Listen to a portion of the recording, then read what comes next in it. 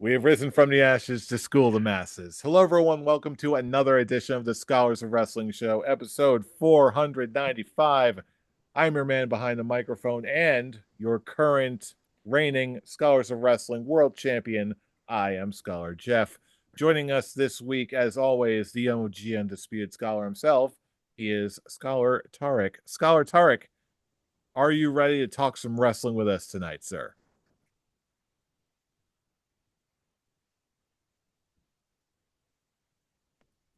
All Oh right. Are we? God, it's gonna be like I said before we started recording. It's gonna be one of those nights.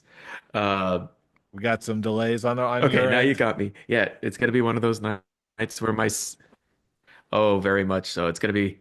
I'm probably gonna have moments where I'm be like, I'm just talking, explaining something, and then silence, and then frozen, and then just going,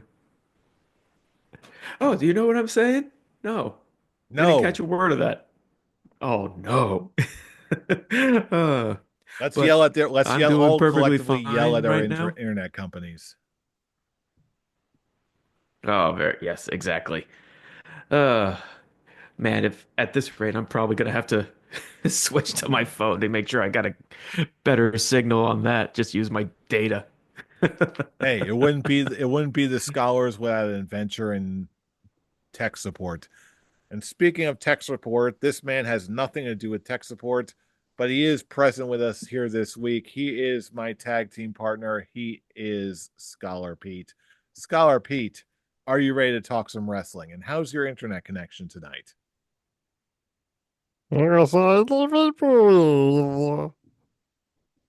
Anyway, I'm like I was sorry. saying, I'm sorry. I what need is to up, take my glasses gentlemen? off. Apparently we've got Stitch joining us from live via satellite in Hawaii.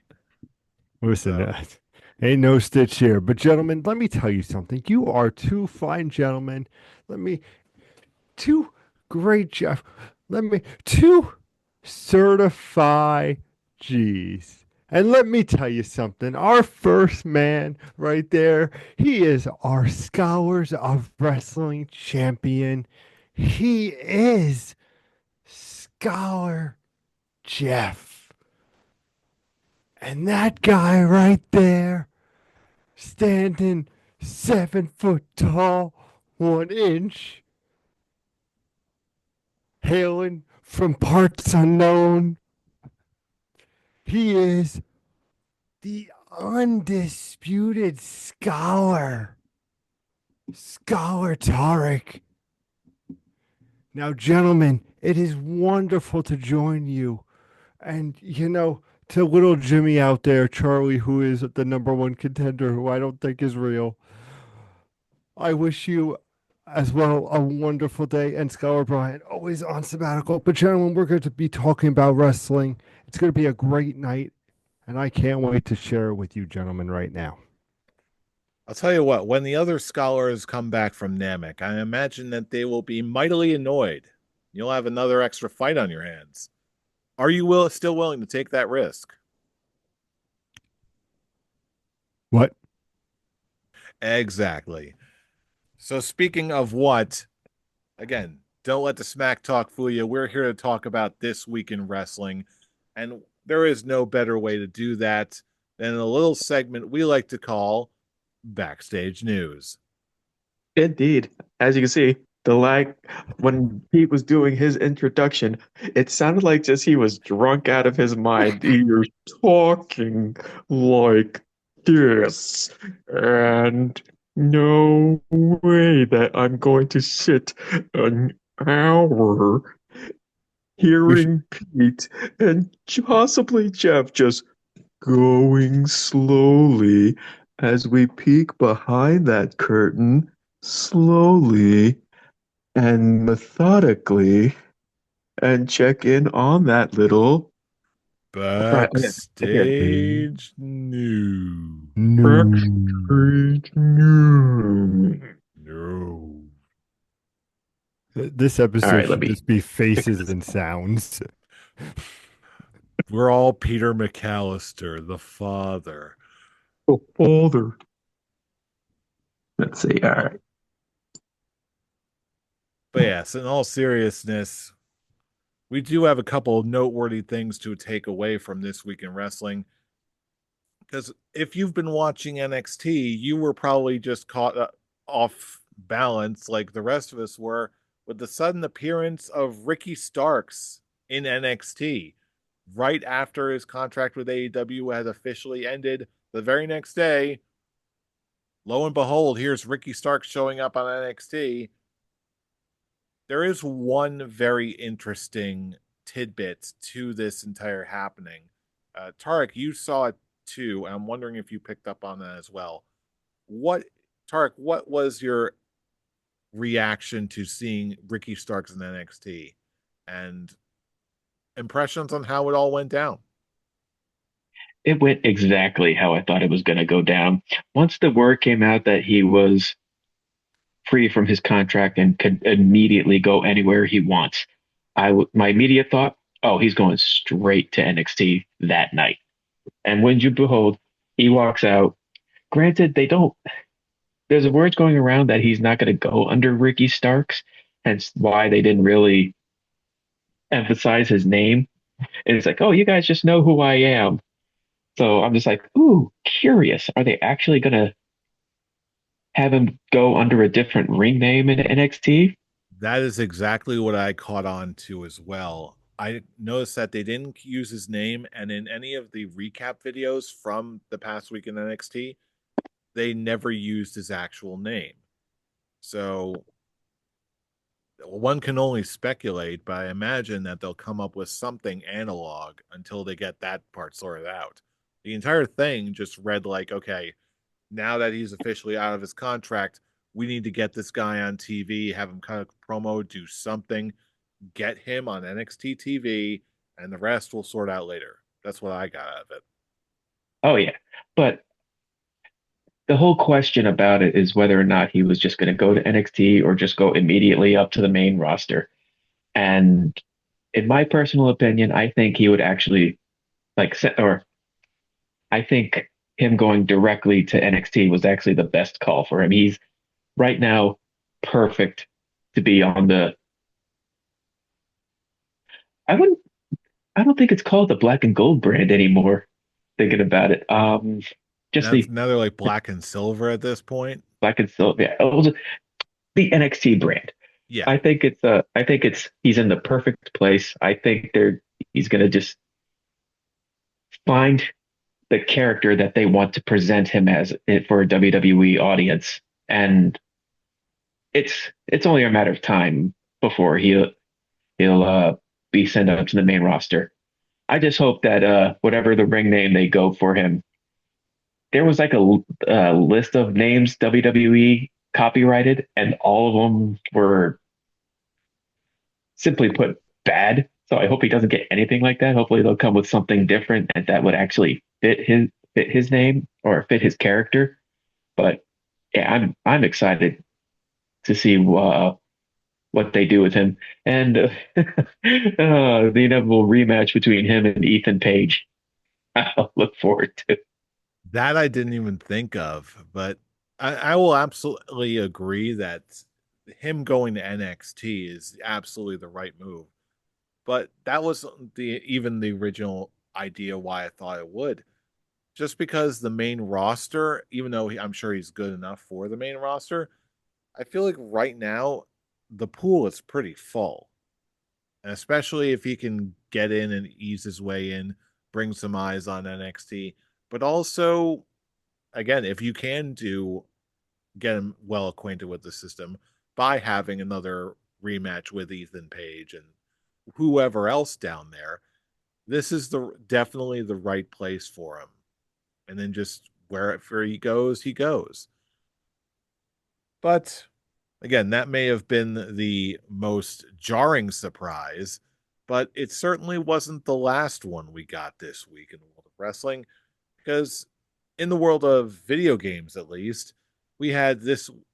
We also had a PlayStation State of Play conference, and during the presentation, we got an announcement from the WWE 2K games, which caught me off guard. I was just listening to the audio version while I was doing something else in my My house, name and is I hear Scholar this. Pete, and I'm here to tell you about the WWE 2K25 game. Good old beloved Paul Heyman comes onto the state of play. Love to see it promoting what is called the Island. Now, what is the Island exactly? Scholar Jeff, what is the Island? But a cavalcade of fun for multiplayer. To make your own matches, to do quests similar to the Street Fighter of old. But the problem here I see when it comes to the gaming world, gentlemen, is I think we can agree that the WWE is on just a roller coaster right now. They are just, there is no stopping them. The cross promotion, everything they're doing is great.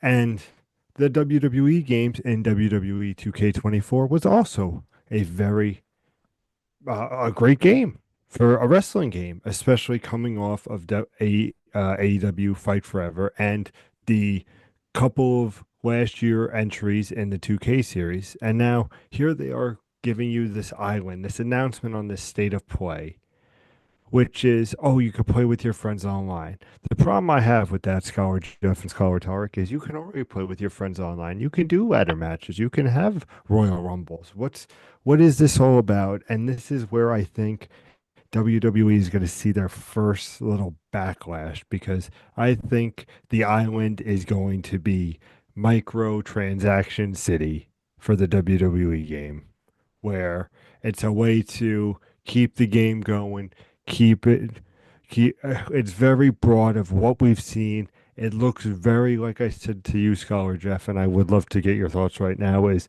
just, it feels like the Street Fighter where I could see maybe No Mercy or classic wrestling games that you can go into like an arcade type mode to play with your buddies and play with the old school WrestleMania 2000.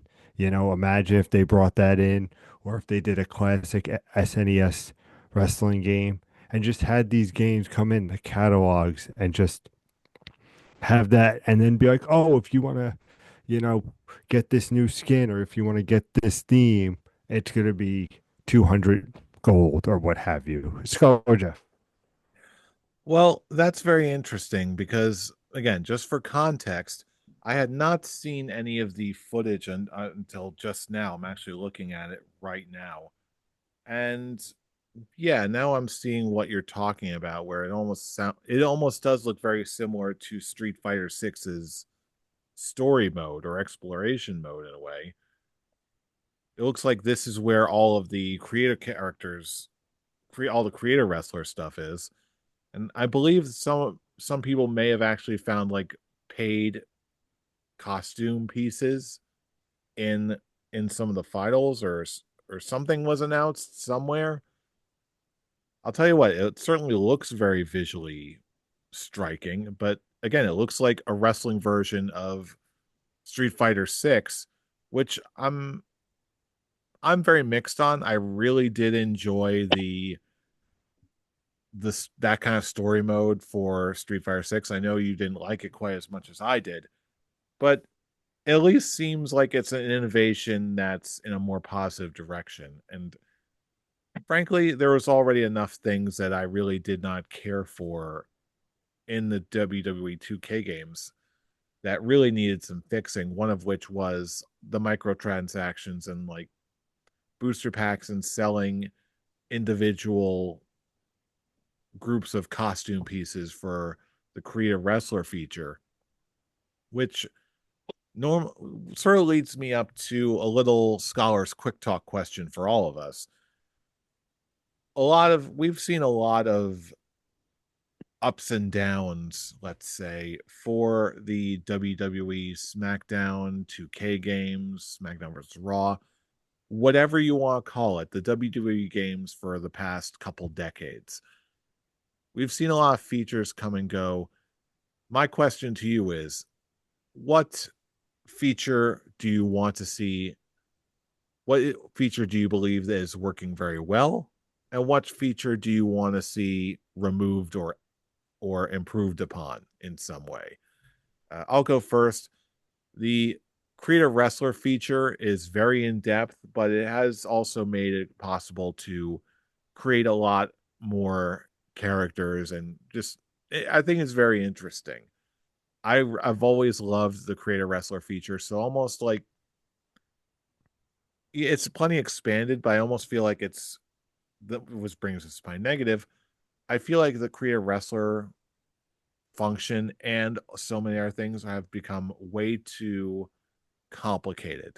The UI for not just that, but also the entire game has just become very, very jumbled in my eyes. And it doesn't feel as intuitive or comfortable in the way that it used to in the past. So the creative wrestler is great, but just please, please, please improve the UI. Uh, Gentlemen, what do you think? What's one thing that you believe that the modern 2K games are doing well, and what do you want to see them improve, remove, fix the game? Scholar Talk, would you like to go first? Honestly, I need to think about it. So you can go first. Thank you, sir. I appreciate. Yeah, like you said, sir, Jeff. The UI is terrible with the WWE 2K games. One of my favorite things about them is I feel like when you hit those big time finishers, whether you're Randy Orton and you're pounding the mat, waiting for them to get up for that RKO, or those oh my God moments, I think it's great. What I miss, and it sounds crazy, but I want those no mercy controls. Like, or give me WWE All Stars again.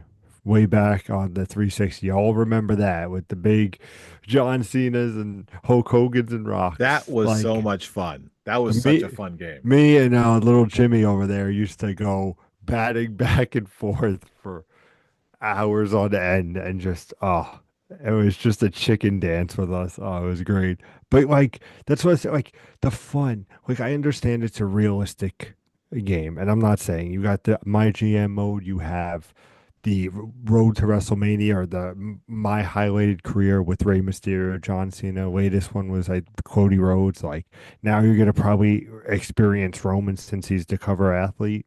Like yes, give me more of that, but just make it so those controls are just as good as they once were. Give me those no mercy controls. That's what I would say. And fix the UI 100% because, oh, God, that's terrible.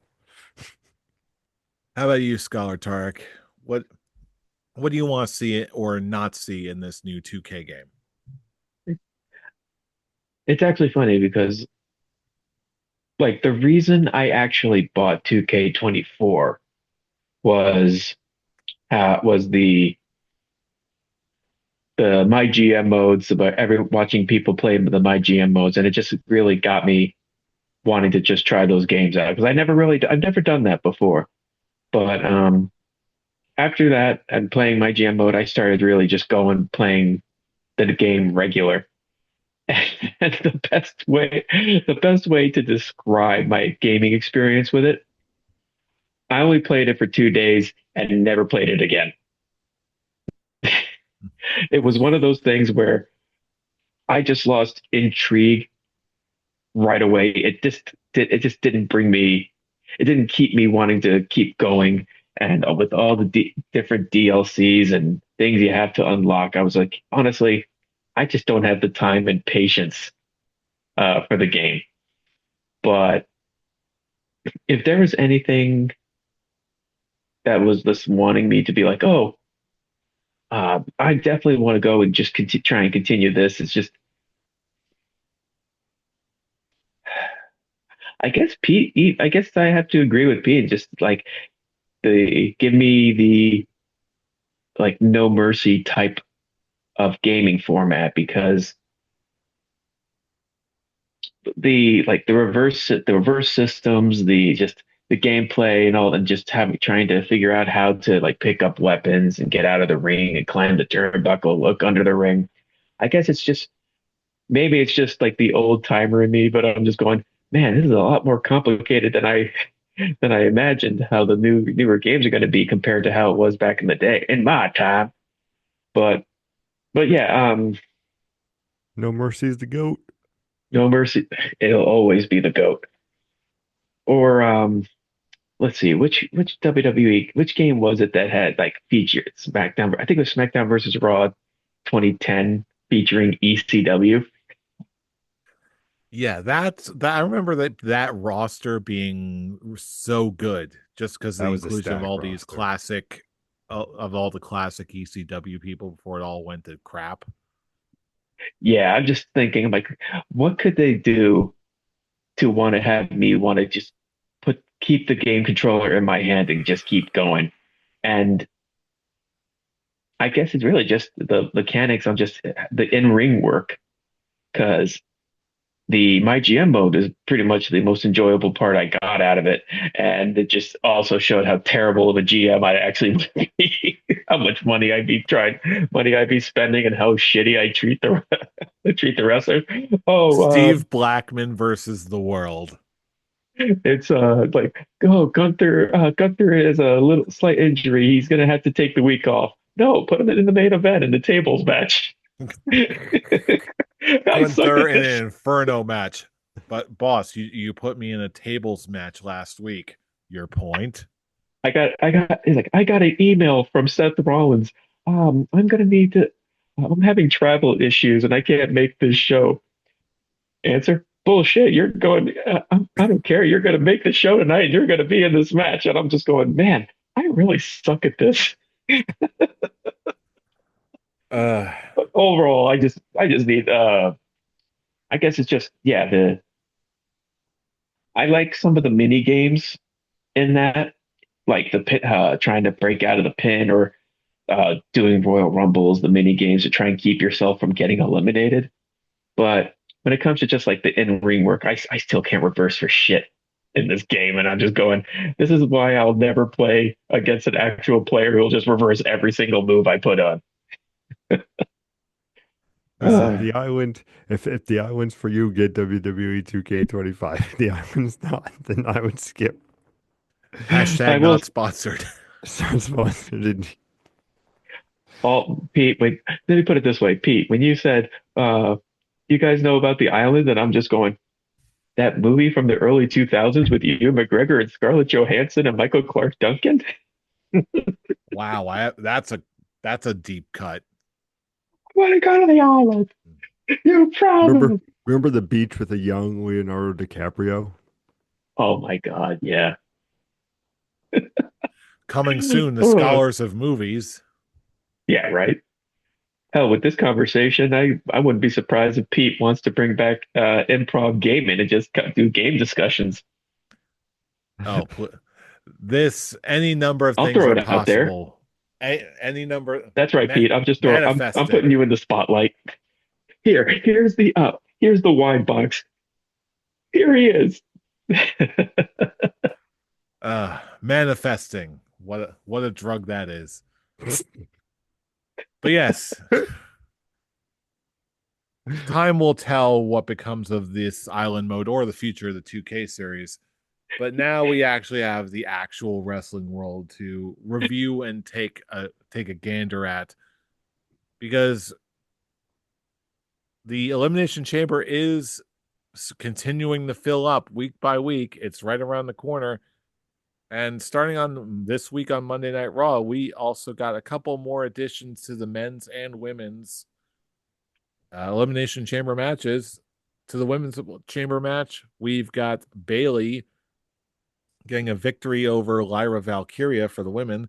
And for the men, we actually have Logan Paul defeating Rey Mysterio to qualify for the Elimination Chamber. But that wasn't the only thing that Logan Paul was up to this past Monday, was he? No, he talked against CM Punk. Which, I'll be honest, I'm not entirely certain how I feel about this prospect.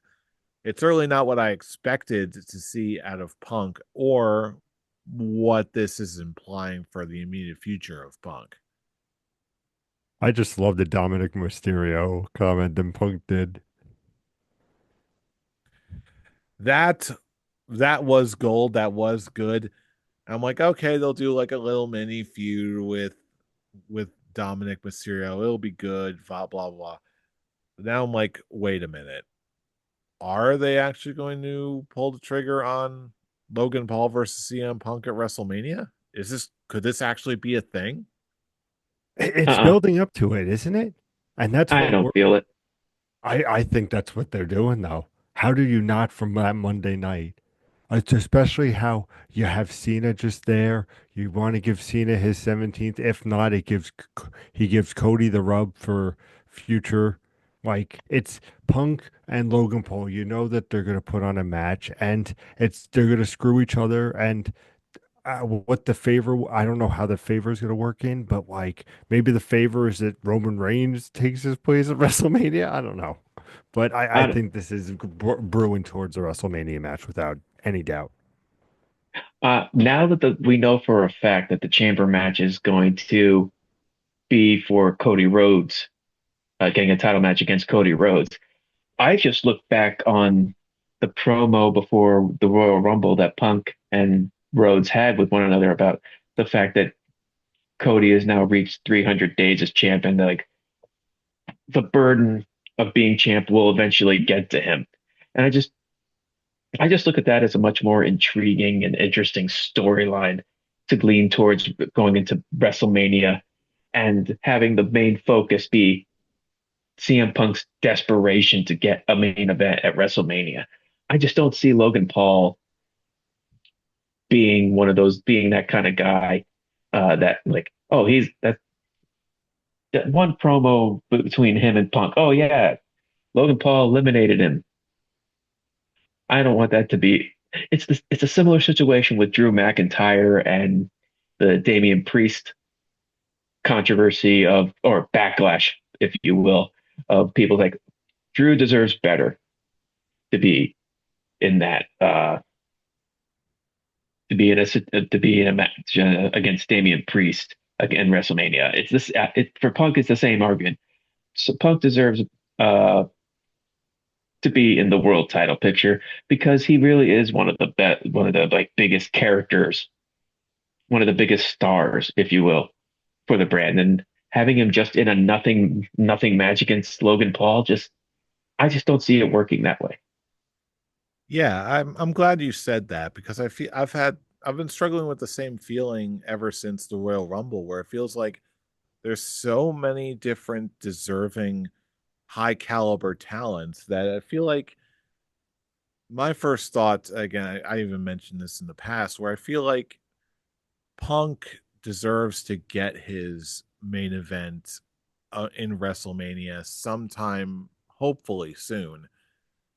So it was little bit of a bummer that he didn't at least get that, and I'm sure he'll be fine. He'll do something with that, but I had that same moment too of like the closer we get to WrestleMania, it seems like going back to my comment about the pools getting full, there's almost an overabundance of talent where even though you've got two nights of WrestleMania, I still can't help but I can't shake this feeling like it's almost like you're having to play Tetris about like okay, you've got so many big players, who am I going to pair up with who and in what way? How am I going to get the timing down? I feel like that process has really just begun, especially after, like you said, now we officially got to confirm that Jey Uso is challenging Gunther. Mm. Now that He the first brick has sort of been laid here, now everything else is going to start falling into place over the next several weeks, especially after the chamber. I'm like, to me, let me know if you think if you're anywhere near this too. To me, Jey Uso versus Gunther just feels like the predictable choice. Like I feel like it's not necessarily bad. It's the one that we were all expecting, but I feel like after that surprise win over John Cena in the uh, Royal Rumble, again, no one really was really picking Jey Uso to win the Royal Rumble, but I feel like this almost seems like it's such a predictable choice that it almost feels overwhelming compared to the Royal Rumble win. Does this make sense? Well, I wasn't here last week, speaking of Royal Rumble, so I'll just go ahead and give my facial hair rating just to get it out of the way. It These guys know because we were all watching it together. I had a complete blast watching this. There wasn't anything bad I can really say about the show. So I'm gonna give it flat out go face. So there you go. That's right now, that's my show of the year so far. There you go. I'm Uh, not the only one. so that's there. Facial hair rating out of the way. Um, I'm sorry, what was the question about what was it about Jey Uso? Yeah, I made a comment about how it was Jey Uso versus Gunther seemed like the very predictable, we saw this coming kind of pick, but Hmm. it feels under to me it feels a bit underwhelming compared to the surprise of Jey Uso winning the Royal Rumble. To the fact that we're like, yeah, it's what we kind of feared would happen, but it just like the whole wrestling world was a buzz after Jey Uso won the Royal Rumble, where it almost seems like, wow, that was a surprise, but now his choice of matches really isn't. So how big of a shock or how much trust are they really putting in Jey Uso? Am I making sense? Yeah, here's the thing. Having Jey, okay, I'm, I am extremely mixed about this. And it is not only just because of my love for Gunther, but as as happy as I am that Jey Uso won and that won the Rumble, and in all honesty, it like everything, the stars can't be any more aligned that Jey Uso is most likely going to win the title because having them all yeeting after the title win just it's the it's almost yes movement levels, at least of at least with fan participation. I'd say it's But absolutely that for sure. After hearing it myself and seeing it on TV every week, that is a very apt description. it's and with all that Jey Uso has done between now and then, it's very like I appreciate all that he's done and I respect all that he's done, and he's earned that that respect and appreciation. But it's that other side of that coin where yes, I'm upset that it's going to be at the expense of Gunther's title reign now that they're actually figuring out what they want for Gunther's world title reign. In the long run, this is the highest thing Jay will ever do because as much as they're trying to push that the world title is on the same level as the WWE championship, Breach. it it will always be the secondary world title. Like it's in that level with the WWE championship, but the WWE championship is much more important. So I don't think like the best way to really describe it is like the world title is going to be the WWE championship is for like the big name stars, the CM Punks, the Roman Reigns, the Cody Rhodes, the Seth Rollins. Let's see, who else can I add up in there? Kevin Uh, Owens. huh? Kevin Owens. Kevin That's Owens could probably debatable. go either way. Yeah. He, he he's like in that in between. Like I see Sami Zayn as going only for like getting a world title run. I don't see him like having that be the stepping stone to going into that WWE champion main event level, like something like Gunther can obviously do. Like once how the Intercontinental Championship was the stepping stone, becoming the world champion. The world championship will be that stepping stone for him to join the next level, to join that Roman Reigns, Cody Rhodes, Seth Rollins level. Hell, he's even shown that when he faced Cody Rhodes at Crown Jewel, or what was it? Yeah, Crown Jewel. It's what my thought on it is literally I've said to you boys, I'll say it once, I'll say it a billion times. Jey Uso, yeet all day, baby. He's world champion this year, and It, it's I just said he's gonna win it. He's gonna win it at Mania and because it just makes sense. But it's also looking like what can he can this be something where he's going to be a long reigning champion, or is this going to be his equivalent to the Intercontinental champion? I just don't see him holding that belt very long. I see I him don't to see. holding it till summer, at least till August. That's the thing. I can't even think. I can't even think about him holding it that long. Honestly, it's. I see him just doing a repeat of what they did with the Intercontinental Championship, and he'll only have it for less than a month. So who takes it from him then? Gunther again? Probably. I think they're just giving. I just think they're giving him this title win just for the moment. That's it. I don't like in the long run. Like I said, I like Jey Uso. I think he is very talented, and I respect and appreciate how much he's gotten himself over with the Yeet. And hell, I've caught myself doing this with the entrance too. It's fun, but I just don't see him staying in like he'll just continue to be like that more of the guy who doesn't have a title. It's now more just now they'll just call him former world champion Jey Uso. I wish I can't be I wish I'm more positive about this, but I just don't in the long run, I just don't see Jey Uso world champion being a long-term thing. I see it being an extremely short-term thing.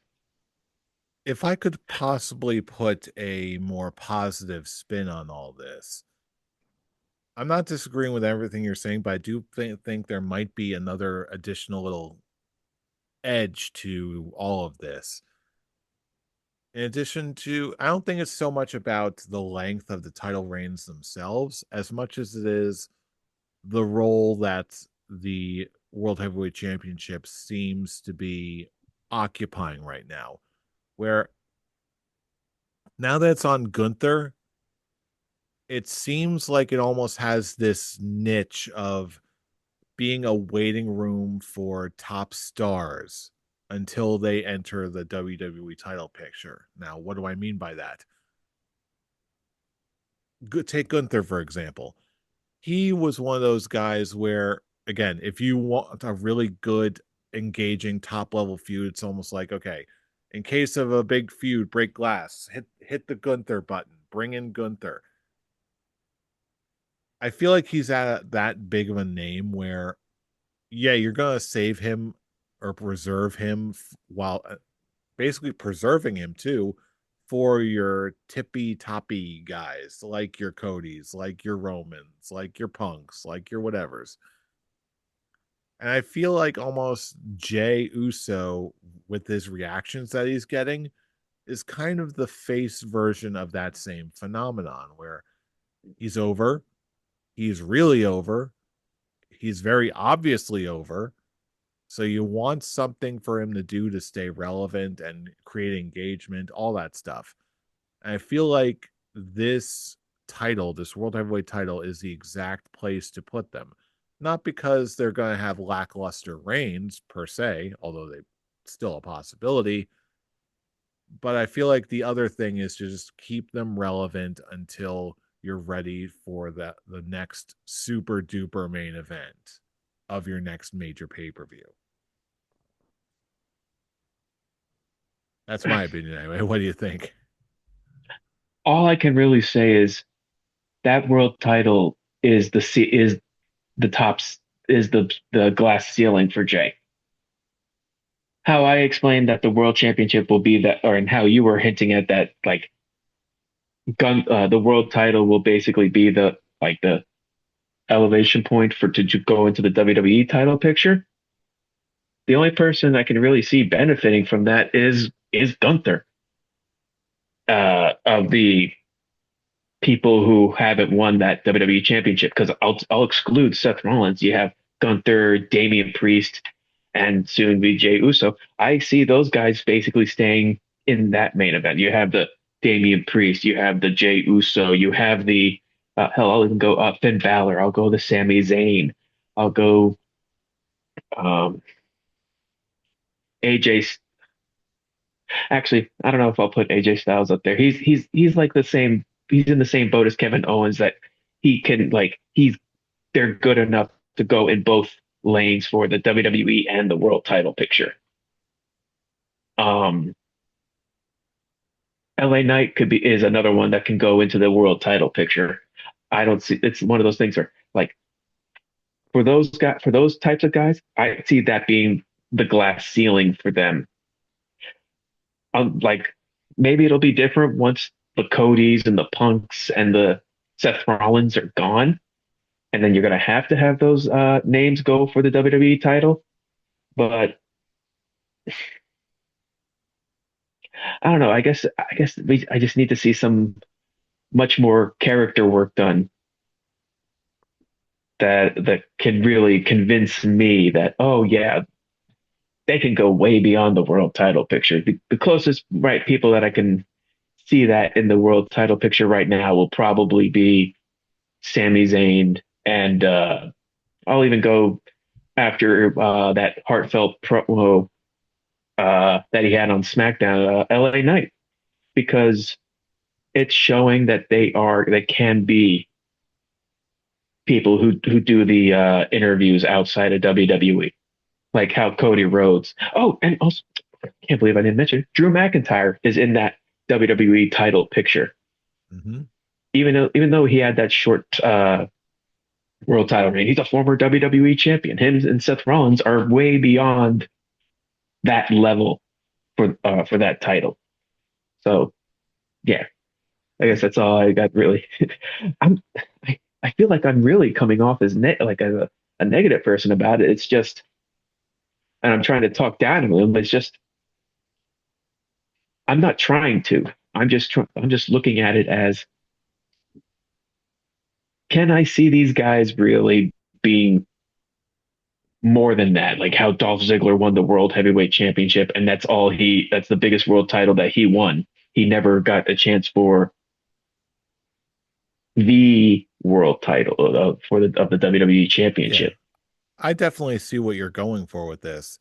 And honestly, that actually makes a pretty good transition to what's happening on the AEW side right now with everything that's going on Dynamite. And particularly, I'm referring to the TBS Championship right now with Mercedes Moné currently in a feud of sorts with Harley Cameron, of all people.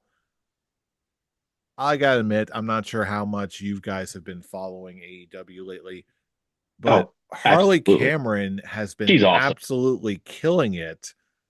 It it almost seems like it's AEW's equivalent to Jey Uso in a way, where everything she's doing is entertaining. She looks like $1 million.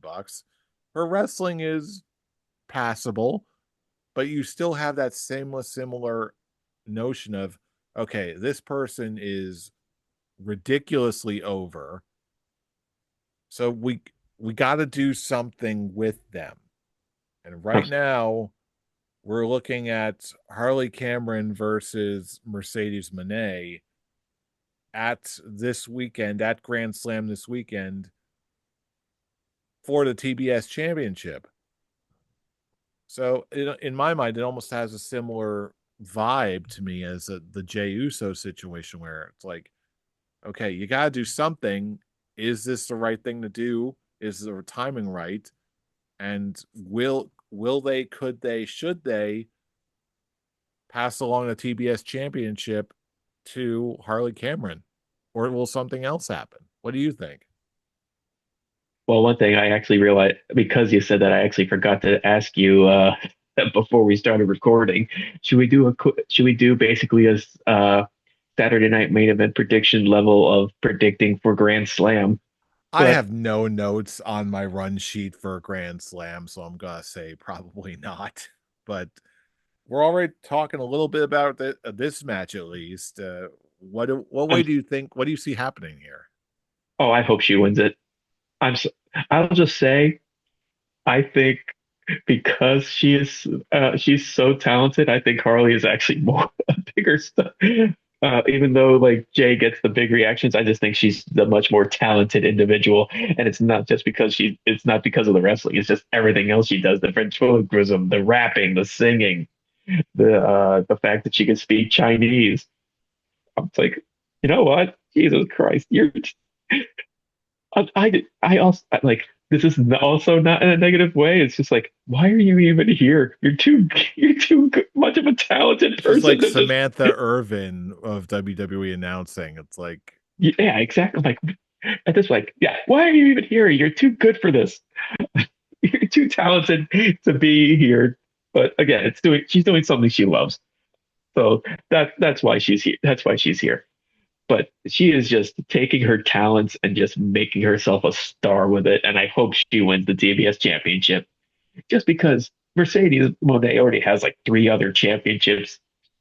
What more else can you really do?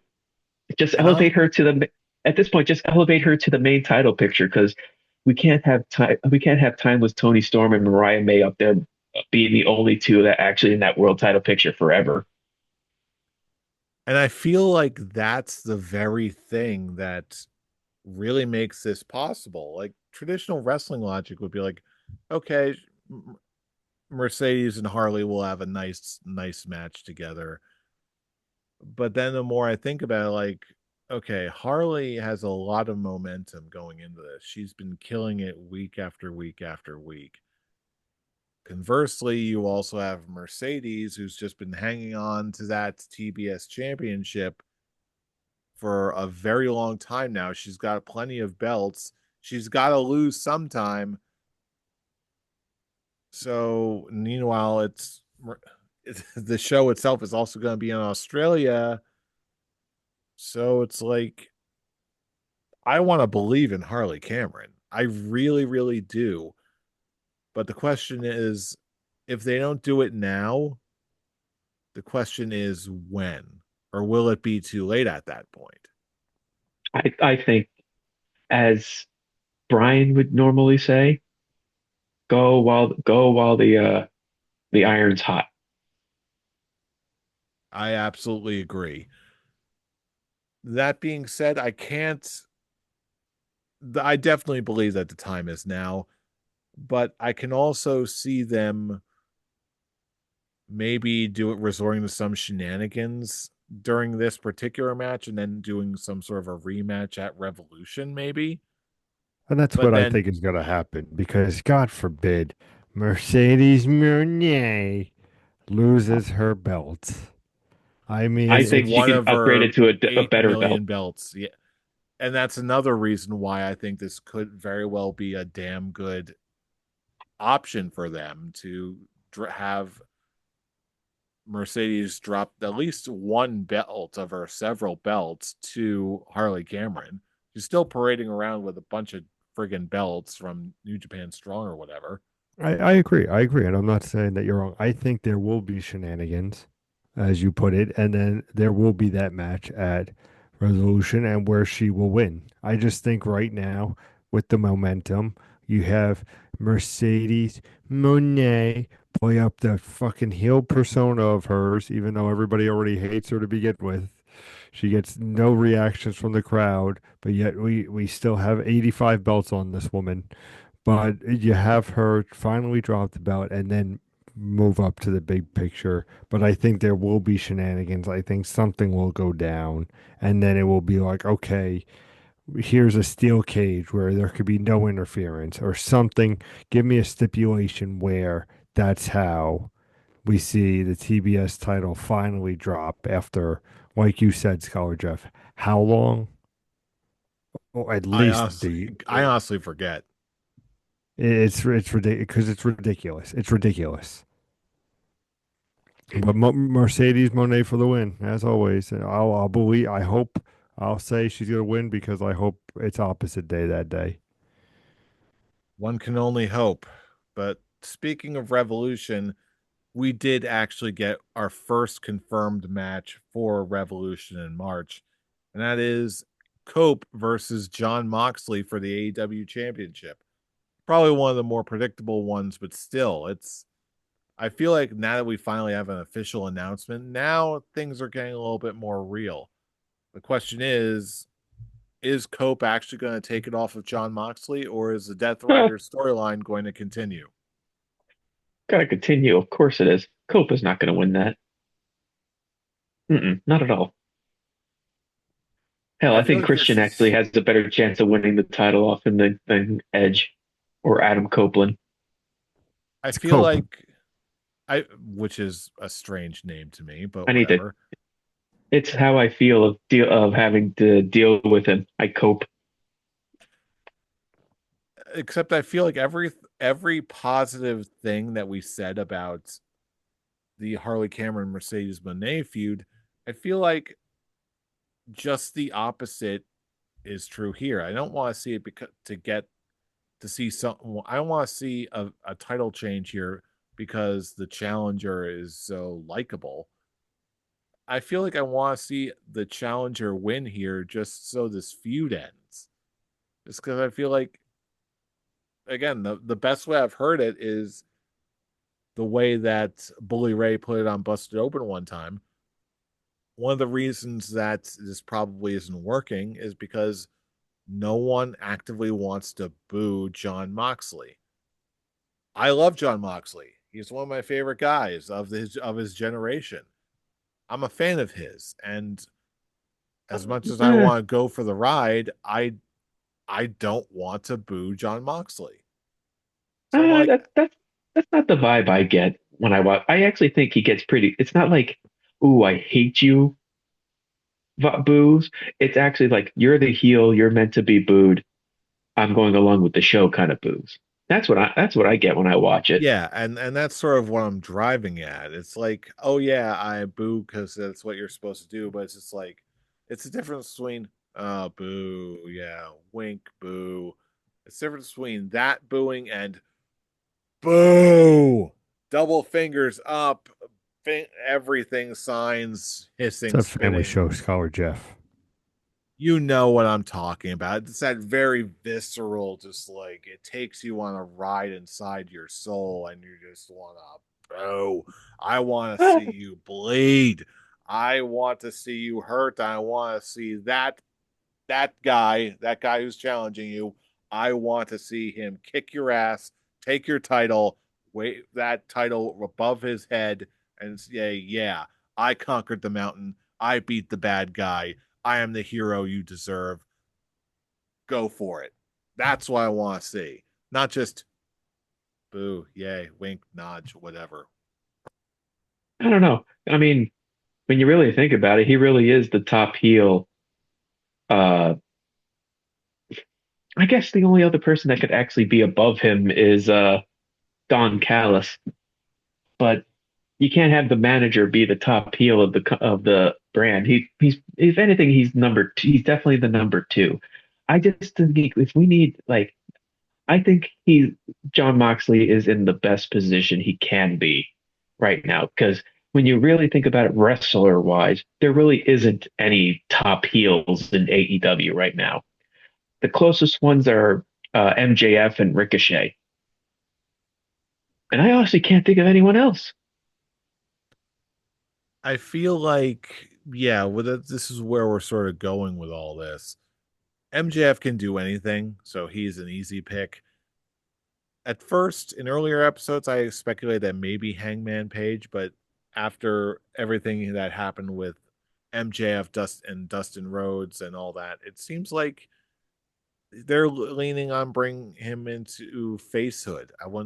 Oh I would yeah, think we're probably for going to me see personally, MJF versus Hangman Page also at Revolution at some point. oh definitely, and I think that match is going to be awesome.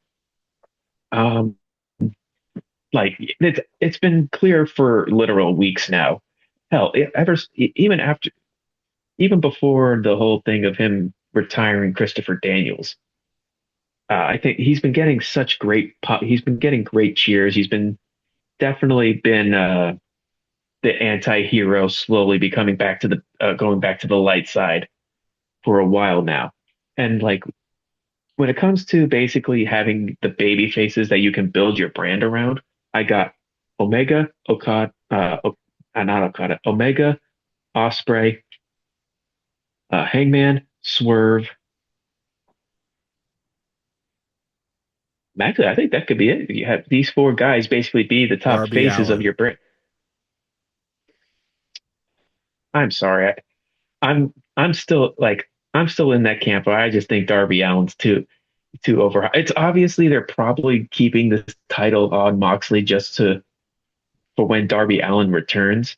But I just don't see him in that spotlight where I'm just thinking, oh yeah, he is definitely going to be in that level with uh Omega, Osprey, Swerve, and Hangman. I just In terms of popularity, yes. In terms of in-ring work, he's capable of a lot, but he's not going to be doing the same things that an Omega or an Osprey will. But he'll definitely be that like level of champion that Jeff Hardy was, where right, he was he's just he's been champion, but he's going to be like sadly put, he's going to be that world champion that's going to be not the main event. I beg to differ with that because when Jeff Hardy was at his peak, he absolutely was super over and he put butts in seats and he was able to perform at a top level on a main event level at his peak. And I believe Darby Allen, and at least in terms of being over, could do the same thing. Again, obviously he's got his own distinct style, but in terms of being over and also being able to carve out a very specific style to differentiate AEW from the rest of the pack. I feel like there's very unique things that Darby Allin can bring to the table, and very unique things that makes a promoter want to put their world title on him. Again, far from the only one, or argue best. That's definitely debatable, but I think his name could still be considered in the running all the same. But I have to admit, while you were talking, I had a bit of a disturbing thought about when, oh, I can easily see Christian winning it before him. What if that's what they do? Oh, it's definitely. I What think if it's we get definitely a what. title change? Of course, and he probably should be a face, presumably. What if we get Adam Copeland versus Christian Cage for the AEW World Championship at some point? What if we really go there? Probably. I don't know. That I really do not want to see. That would feel like utter WWE retread territory, and that is probably the last thing that AEW needs right now. They need a more distinct, dynamic storylines, stars, everything. This would just feel they could bring out all these great promos, but it would just, in my mind, it would still feel like very much like a retread. I just it's just I don't see Christian Cage. I Jesus Christ, and that it's back to how I'm seeing him WWE's views. I just don't see him in that top spot, especially if you're trying to really push this as like push AEW as really the number two wrestling show. Christian's just not the type is not the guy to put all that money in one bucket. Like it's like I said, there are the main event level guys where I see like of the faces at that's of the Omega, Osprey, Swerve, and Hangman. Those are just the top four that are just the main event guys. Those are the ones that really you can push those guys to be your faces of the company, where you have like the Moxley, MJF. I'll even add the Don Callis and his family. I'll make that particular group, at least when it comes to like Takeshita and Fletcher as top level heels. But like with the Darby Allen, the Christian, I just see them nothing more than upper mid level guys. It's not And certainly, yeah, go ahead. it's like it's not like that AEW has that a second world title that you can just be like, okay, we'll just throw it on these guys just to like here's the collision champion. If they actually do like the soft brand split down the line, especially with how much talent they have. But I don't know. It's one of those things. Once again, if you're trying to really push this, Darby could possibly be the guy to dethrone Moxley, but it's kind of that same thing with I have with Jey Uso, where I just don't really see him holding that title in the long run. You know what I mean? Yeah, certainly. Oh, there's a lot of things in the world of wrestling that are in flux right now. So, honestly, on that Am note, I just too picky? I wouldn't say so. I wouldn't say so. This is certainly a point in my eyes where you would need to be picky, or at least AEW should be picky, because we're talking about a world champion who can also foster engagement, who can also bring in new eyes that can really get the fan base energized in a very similar way that I feel like Swerve Strickland did, where again, Hell, even fresh, Omega did when he was the collector. also there. I feel like that belt collector run could have gone way longer. Oh yeah, agreed. And that's one of the things that actually was the main story for AEW that helped get AEW to a level where, yes, they were going against a crazy senile Vince McMahon type of storytelling, but it was still It was engaging enough to bring all of these people in, all of these fans in who were, well, one thing like who are hating the current product at that time, um, and keep them in. And possibly, I see Omega and Osprey being those types of guys that could, if you're having them be the central story for AEW, like with them even hinting, we got to stop John Moxley. We got to first let's take care of Don Callis, and then we'll go to the world title picture. Those are the type of guys that I think if you have them as your world champions, you can have them be essentially, if you look at AEW in the Attitude Era, they'll be your Stone Cold and your Rock, and Moxley can be like your Triple H uh type of person. And even in today's standards, like Don Callis can be their Paul Heyman. And with that level of like creative mind and just level of who he is, I could see Kyle Fletcher and Takeshita being top main event guys. I'll tell you what, now you want to talk about optimism. There is where I think there's still some more than enough hope for AEW in the near future. But with that being said, I think now is the time in our show to bring it back over to you, our fellow fans. Who do you think is going to be next in line for the AEW World Championship?